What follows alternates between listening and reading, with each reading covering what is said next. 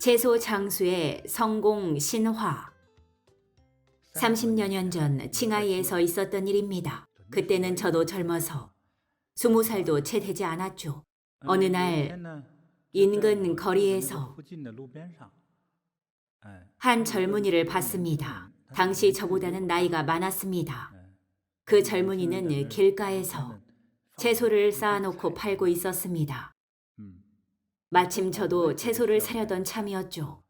그런데 제 앞에 농민으로 보이는 한 아주머니가 먼저 사고 있었습니다. 이거 한 단 주세요. 수확한 채소는 그냥 쌓아놓으면 무너져 버리기 때문에 채소들은 전부 새끼줄 같은 것으로 한 단씩 묶어 팔고 있었습니다. 아주머니는 한 단을 달라고 했어요. 무게를 달지 않고 한 단에 얼마씩 팔았습니다. 채소를 팔던 그 젊은이는 지금으로 치면 채소 장수죠. 그는 한 단에 100원이라 말했어요. 그때는 채소가 저렴했죠. 한 단에 100원이었으니까요. 아주머니는 주머니를 뒤적였습니다. 아이고, 미안해서 어쩌지. 60원밖에 없는데. 그녀는 고집스러웠습니다. 총각, 한 단을 다 사지 않고 조금만 나눠서 살 수 있을까? 60원어치만 살게요. 지금 60원밖에 없네. 그 젊은이도 쇠고집이었죠. 채소를 근으로 파는 것도 아니고 한 단에 100원씩 파는데 60원어치를 덜어가면 나머지는 누가 사요? 얼마를 받으란 말이에요. 젊은이 고집도 만만치 않았죠. 나는 한 단씩만 팔고 한 단에 100원이에요. 아주머니는 급히 주머니를 뒤적여 보더니 아휴, 밥대가 되어 가는데 정말 60원밖에 없다니까요. 조금만 덜어서 팔면 안 돼요. 참 고지식하네. 아니면 내가 덜어갈게요. 안 돼요. 저는 지켜봤습니다. 관중의 입장에서 이 문제가 어떻게 해결될지 궁금했죠. 결국 아주머니가 말했습니다. 그럼 내일 내가 지나가는 길에 돈을 갖다 줄게요. 그럽시다. 60원에 드릴 테니 그냥 한 단 다 가져가세요. 아주머니는 아주 기뻤습니다. 내가 다음에 갚을게요. 됐어요. 그냥 가져가요. 아주머니가 떠난 뒤 젊은이는 투덜거리기 시작했습니다. 아이, 정말 재수도 없지. 돈도 못 벌었네. 나보다 가난한 사람이 다 있네. 이제 저희 차례였죠. 저는 200원을 가지고 있었습니다. 그런데 두 사람을 보고 호기심이 생겼죠. 저는 60원을 꺼내며 말했습니다. 한 단 주세요. 젊은이는 화가 나서 무릎을 치며 에이, 또 무슨 일이람? 오늘 일진이 왜 이래? 한 단에 50원 주고 떼어온 물건인데 또 60원에 팔라고 하면 나는 손해만 보란 말이오. 정말 너무하네 이거. 그는 거친 말투로 원망했습니다. 저는 아주머니처럼 주머니를 뒤적였죠. 아무리 찾아봐도 이것뿐입니다. 채소 장수는 화가 났죠. 내가 안 팔고 말지 손해라니까. 당신 같으면 팔겠어요? 이렇게 점잖게 말하진 않았고 아무튼 한바탕 욕을 퍼부었죠. 정말 화가 난 겁니다. 한 단에 50원씩 주고 도매로 떼어왔으니까요. 게다가 시간이며 돈이며 여러 가지 비용이 들었으니 그 사람은 손해였죠. 제가 말했습니다. 그럼 내일이나 모레 제가 지나갈 때 나머지 돈을 가져다 드릴게요. 그러면 되겠습니까? 당신이 누군지도 모르는데 거짓말이면 어쩌란 거요? 저는 사기꾼이 아닙니다. 바로 이 근처에 살고 있어요. 그러니 저한테 파세요. 제가 사기꾼처럼 보이십니까? 그렇게 보이진 않지만 원래 사기꾼들이 더 멀끔하잖아요. 그 말도 맞네요. 맞아요. 채소 장수는 잔뜩 찌푸리며 또 한바탕 욕을 퍼붓더니 잠시 후 말했습니다. 됐소. 가져가시오. 됐으니 가져가라는 말은 사실 제가 원했던 대답이었습니다. 저는 그 정도로 가난하지 않았고 그저 그를 시험해보고 싶었을 뿐입니다. 그런데 정말로 그냥 주더군요. 당신은 정말 좋은 사람이군요. 내일 지나갈 일이 생기면 나머지 돈을 가져다 드릴게요. 됐어요, 됐어. 재수가 없던 걸로 치고 말지. 그렇지 않을걸요. 그는 저에게 깊은 인상을 남겼습니다. 그리고 이틀 후 그를 다시 찾아갔습니다. 여전히 그 자리에서 채소를 팔던 그는 저를 보자마자 흥, 사기꾼 오셨네 라며 상대해주지 않았습니다. 그의 말을 듣고 저는 바로 40원을 내어주었죠. 제가 언제 거짓말했습니까? 이 근처에 사는데 돈 들이러 왔습니다. 그는 기뻐했죠. 말이 좀 통하네. 그리고 저에게 담배를 권했지만 제가 사양하자 민망해 하더군요. 마침 손님이 없을 때라 저는 그에게 말을 걸었습니다. 그를 알고 싶었죠. 집안에 별일은 없으십니까? 그럼요. 형제는 몇입니까? 줄줄이 많아요. 아닐 텐데요. 아버지는 계십니까? 아니, 아버지 없는 사람도 있어. 내 말은 아직 살아계시냐고요. 저는 그의 말을 믿을 수 없었죠. 아닐 텐데요. 그는 눈을 동그랗게 뜨고 물었습니다. 어떻게 하쇼? 날 알아요? 압니다. 게다가 당신은 형제가 없죠. 아, 그것도 아세요? 얼굴에 그렇게 쓰여 있습니다. 누구한테 들었소? 얼굴이요. 아, 그래요, 좋소. 어떻게 하신 겁니까? 저는 수행하는 사람입니다. 그는 무섭고도 놀란 표정이었습니다. 수행하시는 분이군요. 그럼 제가 언제쯤 장가 갈지 봐주시오. 사내라서 또 장가는 가고 싶었던 거죠. 곧 30살이었으니까요. 신부감 소개해주는 사람이 없던가요? 에이, 말들이야 많았지만 우리 집이 땡전 한 푼 없는 걸 알고는 아가씨들이 다 도망가더군요. 그래서 내 소원이 열심히 장사해서 돈을 모아 장가가는 겁니다. 아주 위대한 꿈이군요. 아주 좋습니다. 충분히 가능합니다. 그렇게 저는 그의 모친께서 오랜 기간 병석에 계시고 그가 채소를 팔아 어머니 병수발과 약값을 대고 있다는 것을 알았습니다. 집안이 가난했던 겁니다. 마음씨 좋은 사람이었죠. 그 후 저는 그분과 자주 이야기를 나눴고 그분도 저를 믿기 시작했습니다. 저 장가갈 수 있을까요? 그럼요, 아내가 미인일 겁니다. 그 말을 듣자 무척 기뻐했죠. 지금 당장 장가갈 듯이 기뻐하더군요. 아, 정말 좋네요. 아내는 어떻게 생겼습니까? 눈이 2개요. 실없긴. 당연히 2개겠죠. 들어보세요. 눈이 아주 큽니다. 오, 눈이 커요? 얼마나요? 손눈만큼이요. 오, 그럼 입은요? 옛날 사람들은 말재주가 부족했죠. 입은 작습니다. 좋구만. 몸매는요? 가녀리지요. 오. 저는 거짓말을 하지 않았습니다. 정말 그랬으니까요. 저는 그분이 복이 있다고 생각했고 더 큰 복을 누리기를 바랐습니다. 이렇게 선량한 사람이 복을 누리기를 바랐기에 그를 시험했던 겁니다. 그분은 저의 말을 믿었고 제 말은 틀리지 않았습니다. 상의하고 싶은 일이 있습니다. 더 잘 살고 싶으시죠? 당연하죠. 좋습니다. 그럼 됐습니다. 앞으로 좋은 배우자를 만나고 집도 몇 채 지을 겁니다. 전 어떻게 표현해야 할지 모를 정도였죠. 큰 오토바이도 탈 겁니다. 예? 오토바이도 삽니까? 그런 건 부자들이나 타는 건데. 저 같은 소몰이꾼이 오토바이를 타다니요. 엄청 큰 오토바이죠. 정말요? 제 팔자가 그렇습니까? 그럴 가능성이 있습니다. 다만 타고난 팔자에는 그런 복이 없습니다. 원래는 소를 몰 팔자입니다. 아, 그렇군요. 하지만 저는 수행자입니다. 그래서 상해를 드리는 겁니다. 앞으로 채소를 팔아 돈을 벌 것이 아닙니까? 그럼 저에게 채소를 공양하시겠습니까?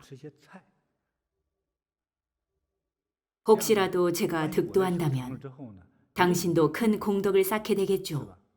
제가 깨우침을 얻어 당신을 부자로 만들어주고자 한다면 천신이 당신을 도울 겁니다. 아, 정말입니까? 제 생각은 그렇습니다. 하지만 따를지 말지는 스스로 결정하세요. 생각해 보십시오. 저는 그 말을 마치고 자리를 떠났습니다.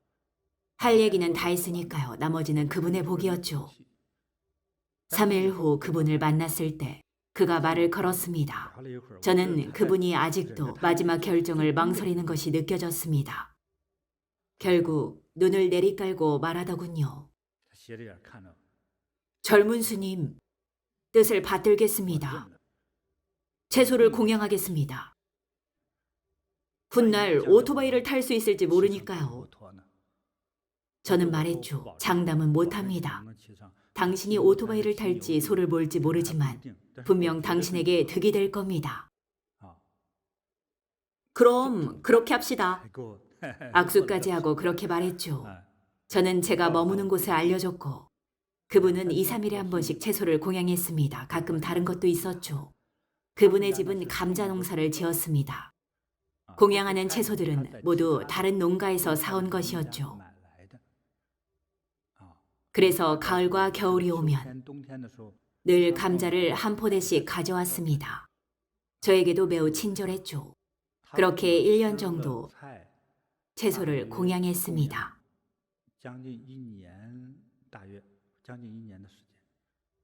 저와도 제법 가까워졌습니다.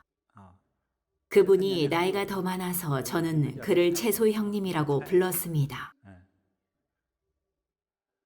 그분은 저를 통해 깨우쳤는데 사실 제가 늘 이치를 가르쳤죠.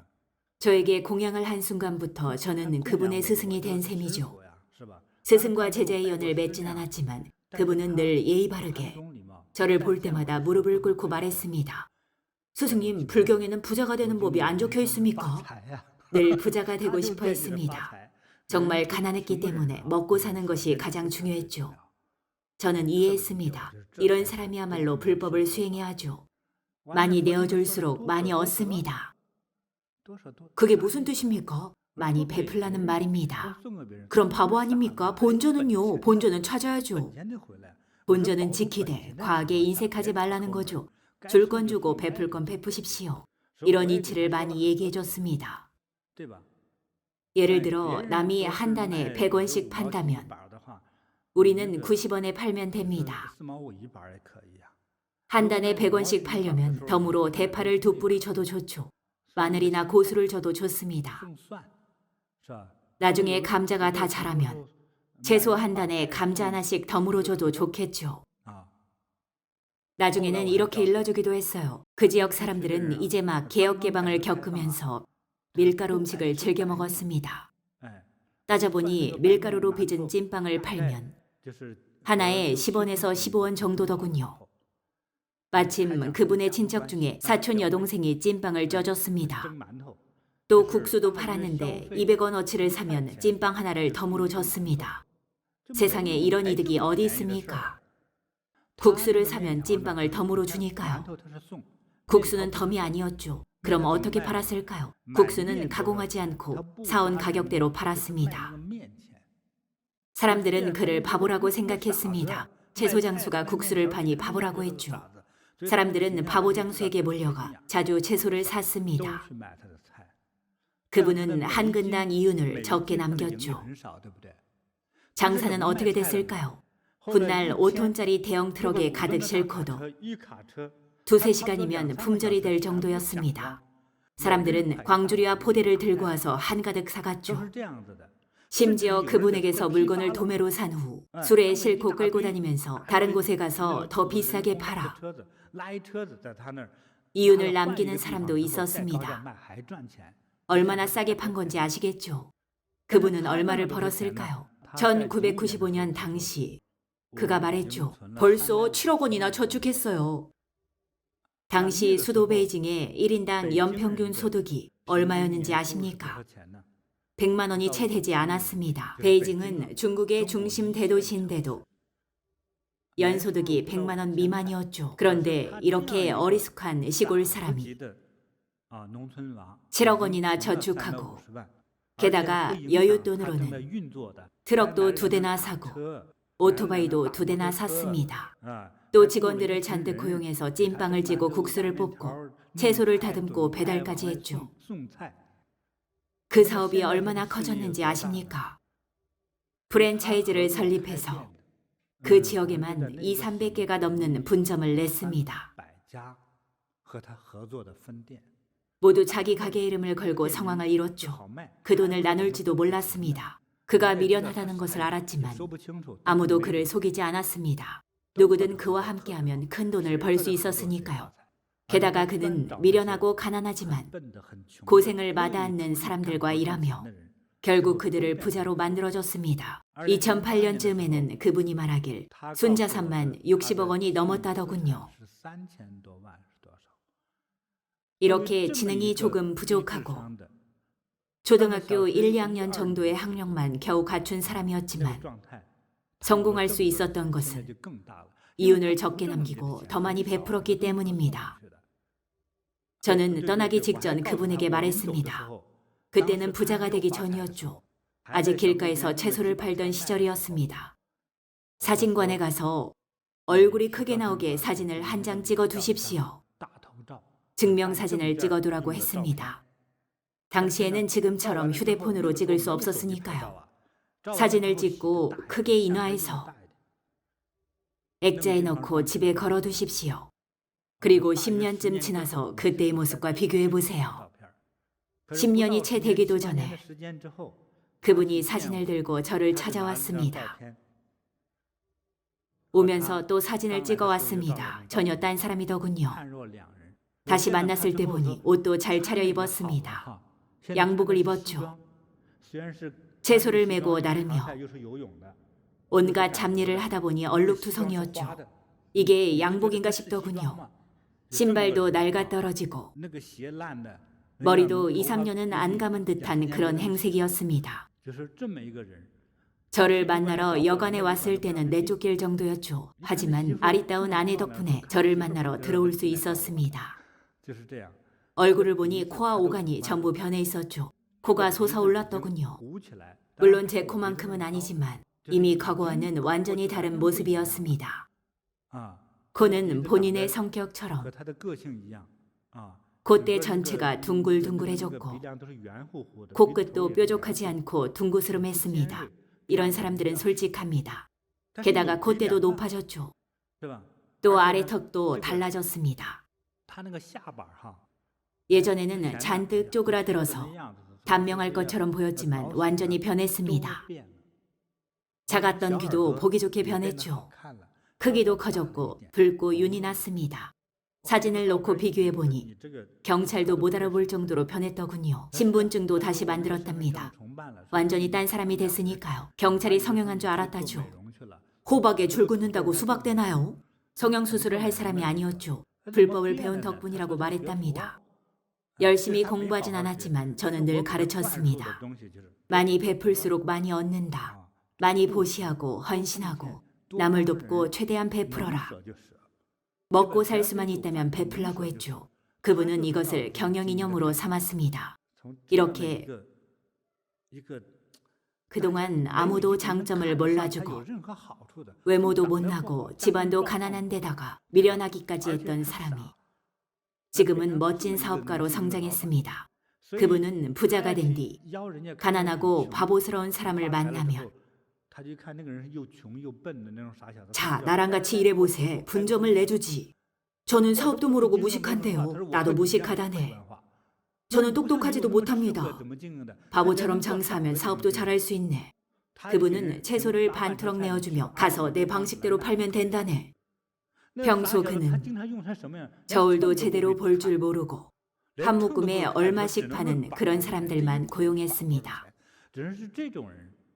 심지어 5천 원을 주면 거스름돈 계산도 못하는 직원들을 결국에는 모두 백만장자로 만들었죠. 그렇게 운명이 바뀌면서 관상도 변했습니다. 오간이 완벽하지 못하고 부족함이 있는 분들은 선심과 선행을 많이 베푸십시오. 그러면 관상이 좋아지고 결국 운명도 좋게 바뀝니다. 이것이 바로 여러분이 배우고 얻기 바라는 복덕입니다. 늘 보시하고 베풀수록 더 많이 받고 얻으며 관상이 달라지면 가난도 부귀로 바뀝니다.